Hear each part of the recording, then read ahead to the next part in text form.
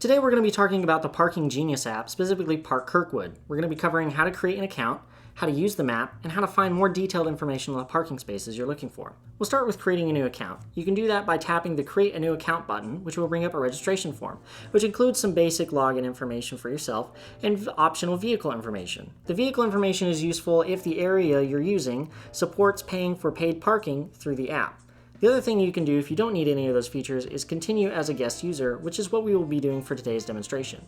After you get logged in, you'll be presented with a search bar at the top, a full display map, and then an I button at the bottom right.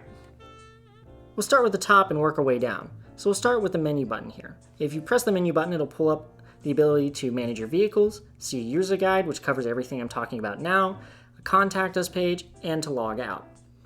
Then you have your search bar, so if you want to search for an address or a local business, and then it'll pull that location up on the map so you can find parking near that place relatively easily, or you can use the Go to My Current Location on the bottom right.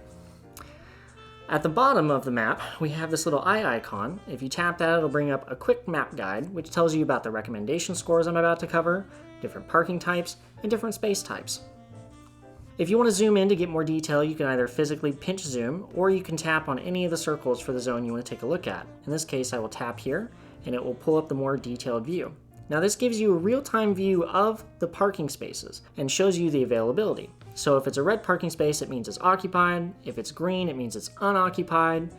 If it's gray, it means it's a no parking area. For instance, this one is a black outline, which means it's 15-minute parking zone. And then this one is a dark blue outline, which means it's accessible parking. If you want more detailed information about any of the spaces in the zone, you can either tap the spaces themselves or tap this box, which will either say no fee, or if it does cost to park there, will tell you the fee. So we'll just tap on a space. This brings up a box at the bottom, which gives you more information about that area. Such things as like what the time limit is for parking. In this instance, it's 2 hours. And it also tells you the general area it's in, the real-time availability, which is 18 out of 123 spaces, and gives you some quick icons so you know what kind of spaces you can find in this area. If you want to see more about any of that information, you can tap View Details here, and it'll tell you when you can park there and the different types of parking. So for instance, there's 5 accessibility parking and so forth.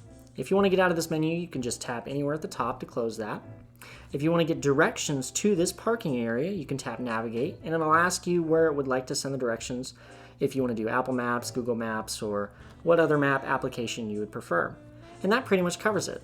Thank you for joining me.